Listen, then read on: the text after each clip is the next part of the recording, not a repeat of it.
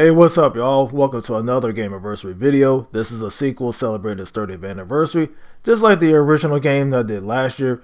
That's right, the best game of the series, Streets of Rage 2, is celebrating its big 3-0. If you want to see the original Streets of Rage anniversary video, click that tab in the upper right hand corner. With that being said, let's discuss the sequel, shall we?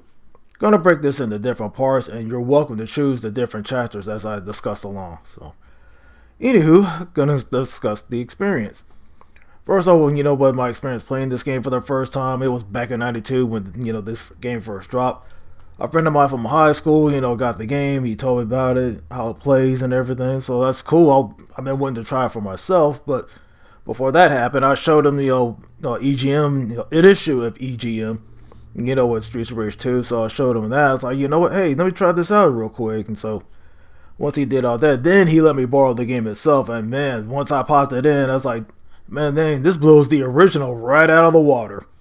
I mean, everything is bigger, got bigger characters, the levels are great.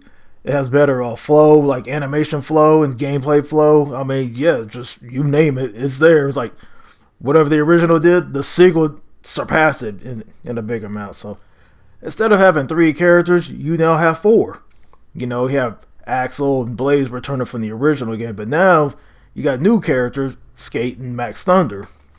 And so basically, could discuss more in the story, but however, like I said, overall, how the characters are bigger, both the heroes and the enemies, I was like, man, it's just amazing. So now I'm going to move on to the story.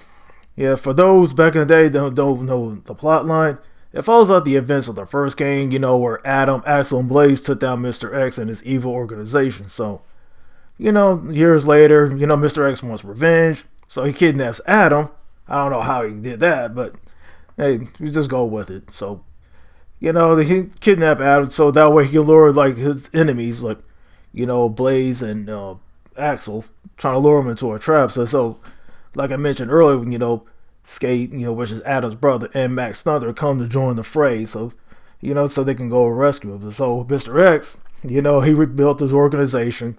Some of the same thugs from the original game, come back for this one. Plus, you got some newer characters. I know, it's like some of them got the weird choice of names and stuff like that. Like, for example, you got these Muay Thai fighters. They all have bird names. Then you got some of these biker guys that have weather names like Storm and Lightning, things like that. So I mean, yeah. Then of course, then you have the endless bosses. Some of them come back from the first one, like a Bobbity, if I said that name right. He's basically that guy that looks like he resembles the Ultimate Warrior. It's like I guess somebody at Sega is WWF fan at that time. So. Yeah, he's one of the bosses that returned. Everybody else is new, and of course, you got Mr. X at the end. But basically, one of my favorite bosses on there is basically Shiva. But like I said, he was definitely cool at that game. It's like, especially later on when he returns in Streets of Rage 4, this time as a hero, because Mr. X is gone. He feels like no desire to be in the organization anymore, because the organization is now run by his ungrateful children. So, but anyway, here and there, just focus back on Streets of Rage 2, because I mean, yeah, like I mentioned earlier with Skate and Max, especially how they play, stats and things like that. Of course, can discuss more of that in the presentation. So more on that. As far as the presentation it goes, it has the cutscene, explaining the events of the last game. I mentioned that in the plot line. And it's cool, seeing Mr. X floating over the city, his evil, sinister grin, haha. As you see the story discussing, what he's doing, and, trying to, like I said, trying to lure their heroes into a trap, just how the game begins. Now, anyways, moving on to the character selection screen, which is really cool because, like in the original game, you have Adam, Axel, and Blaze, have the 3 different colors, like yellow, blue, and red, and, it has, all their stats. In the original game, Adam was the strong but slow guy. Axel was the balanced guy, but he has the worst jump. Then you got Blaze, she's fast but weak. So now moving on to part 4, now you got 4 characters to choose from. Like I said, I mentioned the original 2, and then you got the 2 newbies. What this time is, they all got different stats. Just to To make sure they're different. It's like, hey, pick and choose who you want to be. But Axel being like the favorite, his stats improve, but his jumping is still the worst. Blaze, she's no longer like, she's fast, but she's not the fastest. That honor goes to Skate. Skate took, but the weak, but quick title from her. She's basically like, stats is like all even out.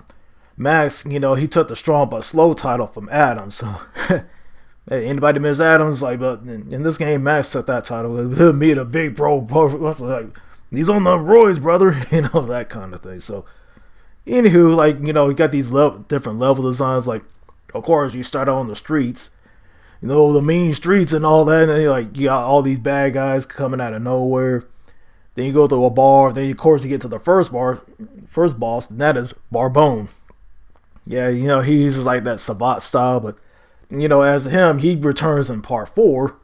I was like, yeah, like some of the characters from part 2 and then, in the other previous games all return in part 4. Some of them return in part 4. So, anyways, then as far as like some of the different levels, like, hey, like one of my favorites is the amusement park level. Especially, you go through, get to the boss at the end. It's like all this steam. It's like in a dark cave, kind of area. Something that reminisces from Aliens. Of course, up until you fight that boss, he's like fast and strong. He's like, flies across the stream with his claws, and he does like a slash and uppercut move and things like that. So, yeah, but as far as like cutscene goes, like you get one from the beginning and you get one at the end. It's like they feel there's no need like to throw cutscenes in between levels because it kind of disrupts the flow that way. So you know what? Yeah, have the beginning just to start off with and watch it towards the end after you beat it. So, after you take Mr. X down. Which is really cool. And you see Adam being rescued and everything. Then reunite with his brother and his friends, which is cool and all. Before I get to the gameplay, I definitely got to talk about the music. Of course, the man, the legend, Yuzo Koshiro is like, man, this like, dude, this man does not fail in the music department because his music was great. It's like, the way he started out with the first one, he upped his music game with the sequel. It's like, man, it's amazing. It's like, he's like a legend in the series and things like that. So, yeah, he got the right tunes just like to fight the bad guys and things like that. So, anywho, I'm gonna move on to the gameplay. Then you have the nitty gritty, which is of the original. It's like, hey, it's a beat 'em up. You go from A to B, bunch of bad guys, but have to fight the end level bosses, things like that.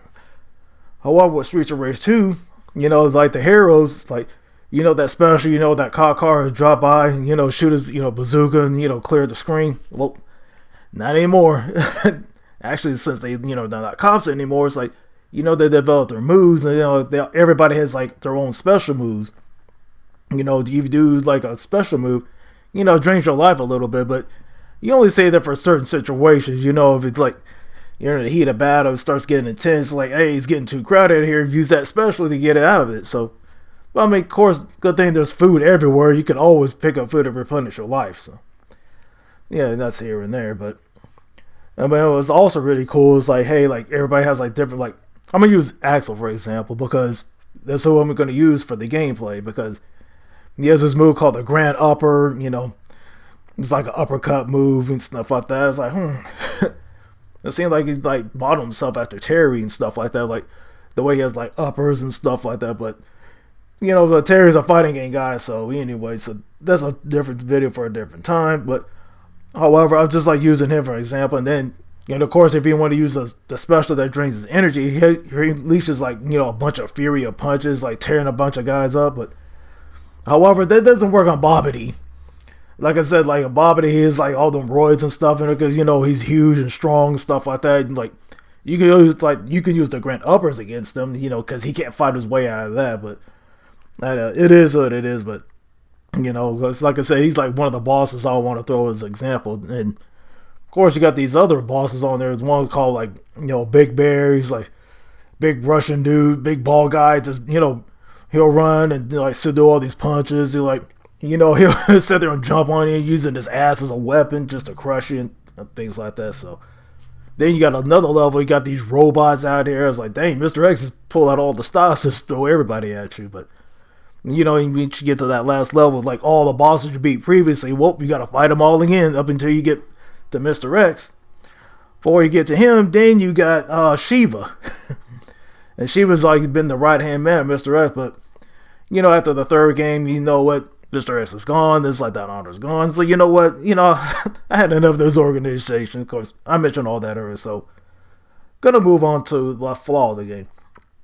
Yeah, I know this game is not perfect, you know, like, you know, just my little minor gripe. Well, not really a minor gripe, because, I mean, I played a lot of beat 'em ups. Like, the usual thing is, like, you got the same bad guys that you fight in every level. It's like, you got your normal thugs here and there. It's like I said, you see the same ones, and you see, like, minor versions of the bosses on there as well. It's like, I mean, yeah, you may see them on different levels and different layouts, but like I said, those same thugs, you're going to see them, you know, all throughout the level up until you get to the boss.